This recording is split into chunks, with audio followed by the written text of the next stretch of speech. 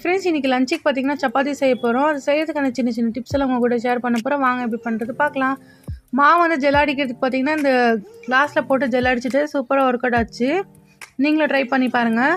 அதுக்கப்புறம் மாவு பேசுறதுக்கு அதிகமாக இருந்துச்சுன்னா கொஞ்சம் கொஞ்சமாக பேசிட்டு சைடில் வச்சுட்டு இன்னும் கொஞ்சத்தில் தண்ணி ஊற்றி பேசிஞ்சு அப்புறம் எல்லாமே ஒன்றா பேசிஞ்சிட்டு கொஞ்சமாக எண்ணெய் போட்டு நல்லா பேசிஞ்சு வச்சுருங்க. நல்லா சாஃப்டாக வரும் சப்பாத்தி பூரி எது வேணாலும். இப்போ நம்ம சப்பாத்தி செய்ய போகிறோம். அந்த உருட்டுக்கட்டை வந்து சரங்கிட்டே இருக்கும் சம்டைம். அதனால் வந்து கீழே ஒரு டவல் விரிச்சிட்டு அதுக்கப்புறமேலே கட்டையை வச்சு செஞ்சிங்கன்னா சூப்பராக வந்து நின்றுடும். நம்ம எவ்வளோ வேணாலும் மடமடன்னு உருட்டி எடுக்கலாம். இப்போ வந்து சப்பாத்தி மாவு பார்த்திங்கன்னா உருட்டுறதுக்கு ஈஸியாக ஆகணும். நிறைய பேர் வந்து உருட்டுறதுக்கு கஷ்டம்னு சொல்லிட்டு சப்பாத்தி அதிகமாக செய்ய மாட்டாங்க. நம்ம வந்து ஈஸியான முறையில் வந்து உருட்டுறதுக்கு சொல்லி கொடுக்குறேன் பாருங்கள். இந்த மாதிரி கட் பண்ணிவிட்டு இப்படி வந்து மாவு சப்பாத்தியை வந்து இந்த ஃபோல்டிங் பண்ணிவிட்டு அப்புறம் செய்யுங்க, உருட்டுங்க. சூப்பராக உருட்டும். சூப்பர்